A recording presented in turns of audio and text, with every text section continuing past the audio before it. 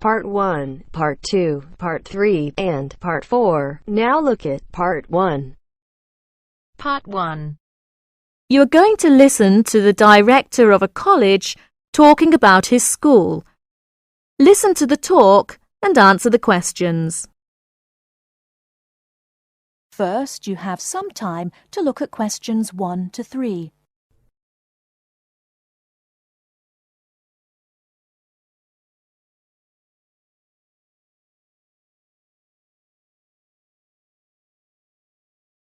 Now we shall begin. You should answer the questions as you listen, because you will not hear the recording a second time. Listen carefully and answer questions 1 to 3.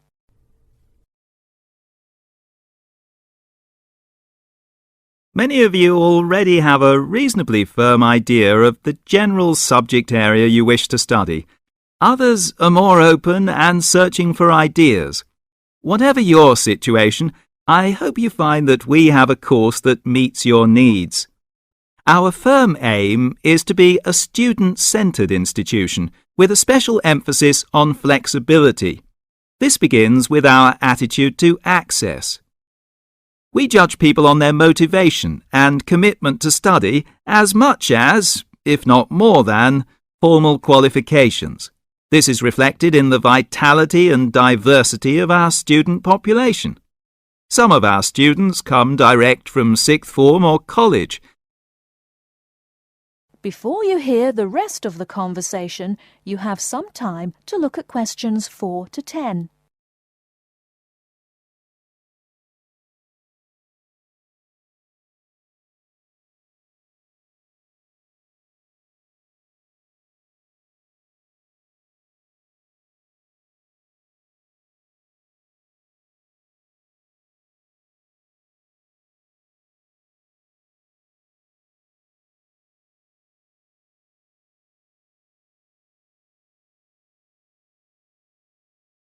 Now listen and answer questions 4 to 10.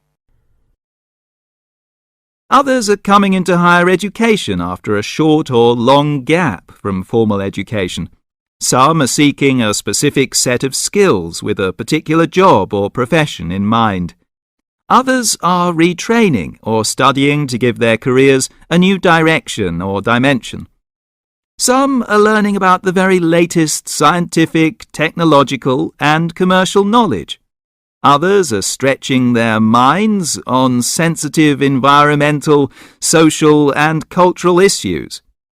Even a casual observation of the mix of our student body indicates that we're close to our aim of being a polytechnic for the whole community. To meet our students' needs, we have 500 academic and a further 500 support staff committed to good quality teaching, high standards, and sensitive and sympathetic student care. We have probably the longest experience of understanding and dealing with the differing needs of a diverse student population. I hope you'll find a suitable course at the Polytechnic College. If you want to come to the college and we consider you suitable, we'll do our best to find you a place. And when you're here, we'll work hard to make your experience enjoyable, stimulating, and educationally rewarding. That is the end of Part 1. You now have half a minute to check your answers.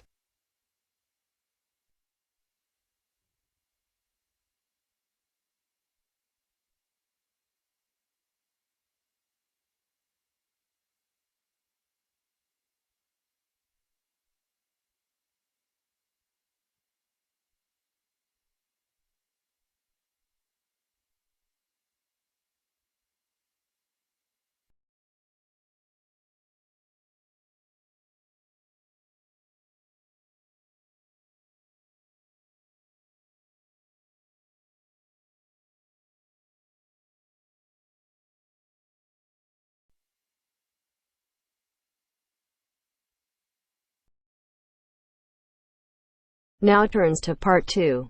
Part 2. You are going to hear a talk given by Madeline.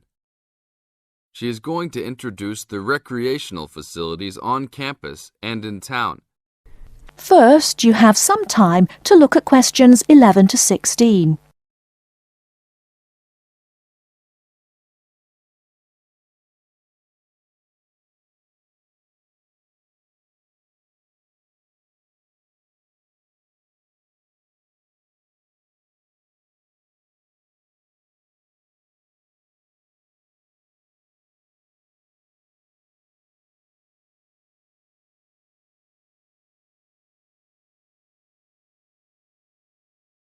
Now, listen carefully and answer questions 11 to 16. Well, good morning, everybody. My name's Madeline Stewart, and I'm here to tell you about the recreational facilities available on campus, and also to tell you something about what the town has to offer. You may already know that your students' union membership also includes membership of the sports union, which provides a range of sporting and recreational facilities on campus, much the same as those in most British universities.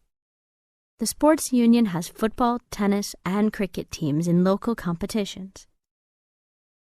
And really, most sports are catered for in some way on campus, even if they're just social matches. In the building itself, there are fitness classes and a full gym, including weights. The sports union can also provide cheap tickets to some major sporting events. And to keep you up to date with everything available, there's a weekly newsletter distributed around the campus. You should check this to find out the names and phone numbers of the contact people for each sport or activity you're interested in. Yes, did you have a question? Yes, apart from what you've just said, does the sports union offer individual help in any of its activities, for example, in getting fit and healthy? Yes, we do. The sports union has a fitness assessment clinic every Friday, staffed by the resident sports trainer, who can provide advice on the best program for you and refer you to various charts. I'm sure you all realize that for any medical assessment or health problem, you should go to the University Medical Service. The sports trainer can also advise you on a suitable training program using the weights. And now on to Ashbury. Before you hear the rest of the talk, you have some time to look at questions 17 to 20.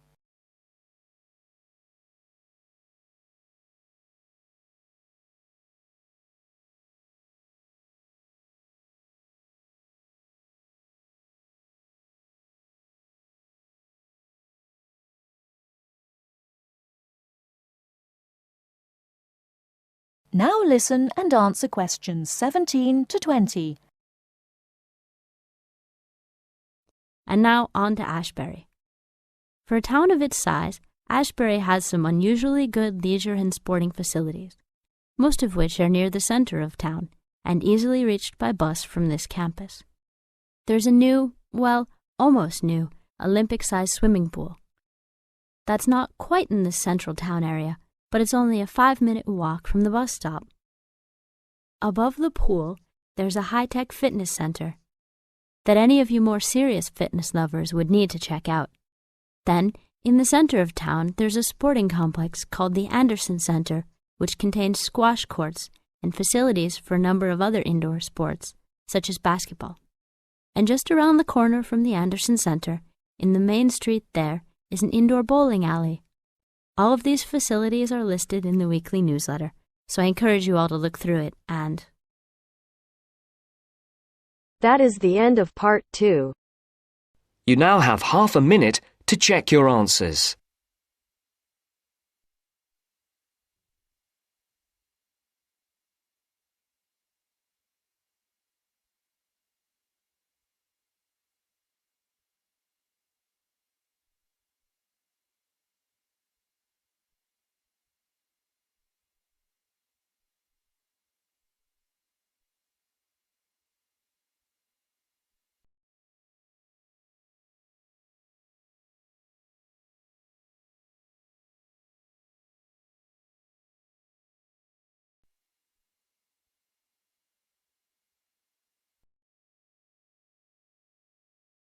Now turns to part 3.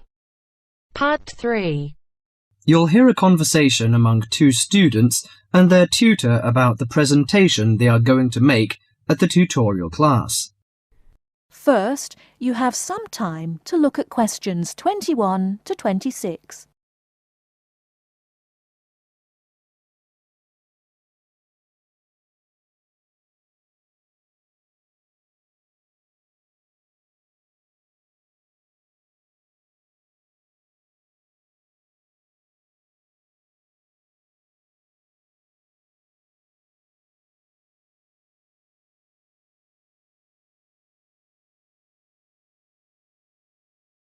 Now listen carefully and answer questions 21 to 26.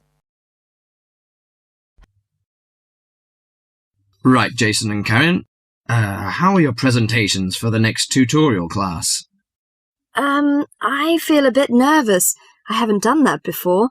Although many of my classmates in the same tutorial group have finished theirs. But I think them a little uninteresting because they just read out their notes. I hope mine will be more attractive. It seems you have a higher demand for yourself. As for me, I have no sense of uneasiness because I made one last semester, but I feel no sense of satisfaction about it. It lacked strong arguments, I think. How much did you get for the last presentation, Jason? 83% actually, but my goal for the next one is over 87%. It's pretty good. What is your topic for this one? Strategies for reading. I feel my biggest problem is in the reading speed, rather than vocabulary, which is most students' problem, though. I am slow, especially in reading articles on my major courses. They are complex and dull. Have you found any effective methods? Well, I am not quite sure. I suppose to skim the books or articles is a good approach. Yes, by skimming the book first, you get the choicest parts. It saves a lot of time. You don't have to read every word of the passage, but you have to learn to read certain parts intensively. Yes, I include that in my presentation. There is one thing I'm not clear yet. Why don't we make presentations more related to our major? Once you learn to write clearly, read analytically, and listen to lectures effectively, you'll begin professional tutorials. That means you should start from the basics. Well, Karen, how is your presentation? Before you hear the rest of the talk, you have some time to look at questions 27 to 30.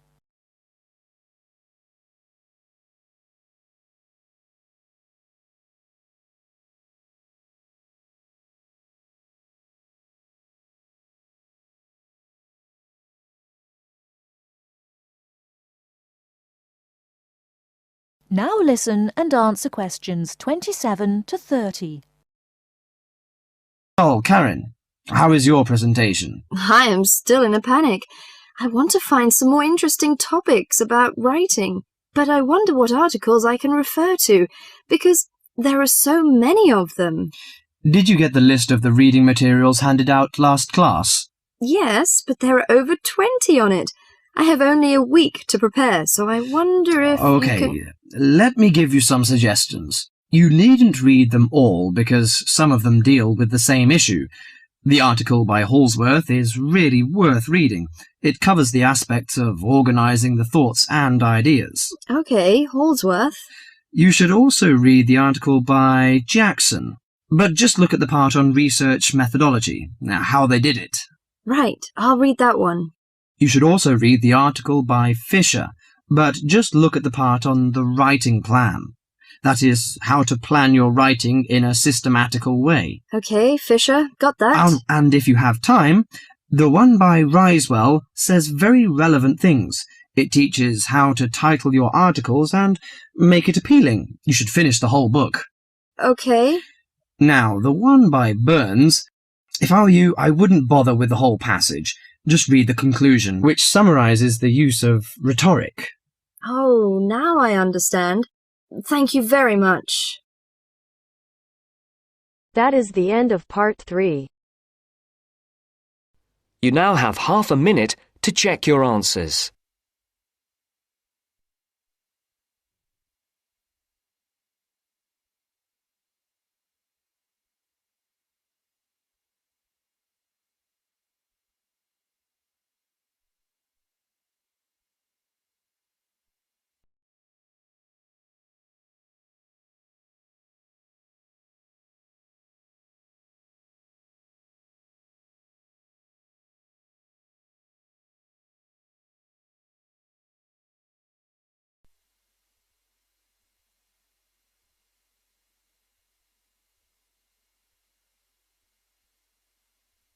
Now turns to Part 4.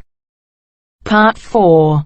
Hear an extract from a talk given by a lecturer from Management Department of a university on the topic Job Satisfaction. First, you have some time to look at questions 31 to 40.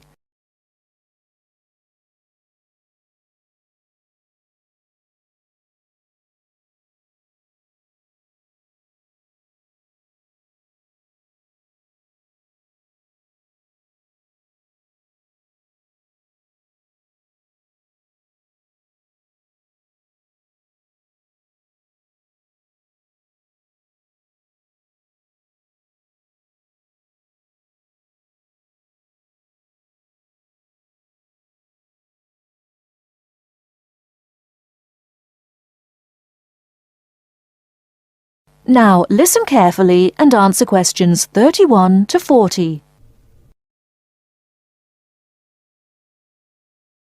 Job satisfaction is how happy an individual is with his or her job. Scholars and human resource professionals generally make a distinction between affective job satisfaction and cognitive job satisfaction. Affective job satisfaction is the overall extent of pleasurable emotional feelings individuals have about their jobs and is different from cognitive job satisfaction, which is the extent of individual satisfaction with particular facets of their jobs such as pay, pension, arrangements, working hours, and numerous other aspects of their jobs. At its most general level of conceptualization, job satisfaction is simply how content an individual is with his or her job. Affective job satisfaction is usually defined as a one-dimensional, subjective construct representing an overall emotional feeling individuals have about their job as a whole. Hence, affective job satisfaction for individuals reflects the degree of pleasure or happiness their job in general induces. Cognitive job satisfaction is usually defined as being a more objective and logical evaluation of various facets of a job. As such, cognitive job satisfaction can be one-dimensional if it comprises evaluation of just one aspect of a job, such as pay or maternity leave, or multidimensional if two or more facets of a job are simultaneously evaluated. Environmental factors. One of the most significant aspects of an individual's work in a modern organization concerns the management of communication demands that he or she encounters on the job. Demands can be characterized as a communication load. Individuals in an organization can experience communication overload and communication underload, which can affect their level of job satisfaction. Communication overload can occur when an individual receives loads of message in a short period of time, which can result in unprocessed information, or when an individual faces more complex messages that are more difficult to process. Due to this process, given an individual's style of work and motivation to complete a task, when more inputs exist than outputs, the individual perceives a condition of overload which can be positively or negatively related to job satisfaction. In comparison, communication underload can occur when messages or inputs are sent below the individual's ability to process them. According to the ideas of communication overload and underload, if an individual does not receive enough input on the job or is unsuccessful in processing these inputs, the individual is more likely to become dissatisfied, aggravated, and unhappy with their work that leads to a low level of job satisfaction. Superior subordinate communication. Superior subordinate communication is an important influence on job satisfaction in the workplace. The way in which subordinates perceive a superior's behavior can positively or negatively influence job satisfaction. Communication behavior such as facial expression, eye contact, vocal expression, and body movement is crucial to the superior-subordinate relationship. Nonverbal messages play a central role in interpersonal interactions with respect to impression formation, deception, attraction, social influence, and emotional bonding. Individuals who dislike and think negatively about their supervisor are less willing to communicate or have motivation to work, whereas individuals who like and think positively of their supervisor are more likely to communicate and are satisfied with their job and work environment. A supervisor who uses nonverbal immediacy, friendliness, and open communication lines is more likely to receive positive feedback and high job satisfaction from a subordinate. Strategic employee recognition. Employee recognition is not only about gifts and points. It's about changing the corporate culture in order to meet goals and initiatives, and most importantly, to connect employees to the company's core values and beliefs. Strategic employee recognition is seen as the most important program, not only to improve employee retention and motivation, but also to positively influence the financial situation. The vast majority of companies want to be innovative, coming up with new products, business models, and better ways of doing things. However, innovation is not so easy to achieve. A CEO cannot just order it and so it will be achieved. You have to carefully manage an organization so that over time, innovations will emerge. Individual factors. Mood and emotions form the effective element of job satisfaction. Moods tend to be long-lasting, but often weaker states of uncertain origins, while emotions are often more intense, short-lived, and have a clear object or cause. Positive and negative emotions were also found to be significantly related to overall job satisfaction. It was found that suppression of unpleasant emotions decreases job satisfaction and the amplification of pleasant emotions increases job satisfaction. There are two personality factors related to job satisfaction: alienation and locus of control. Employees who have an internal locus of control and feel less alienated are more likely to experience job satisfaction, job involvement, and organizational commitment. The characteristics like high self-esteem, self-efficacy, and low neuroticism are also related to job satisfaction. That is the end of part 4. You now have half a minute to check your answers.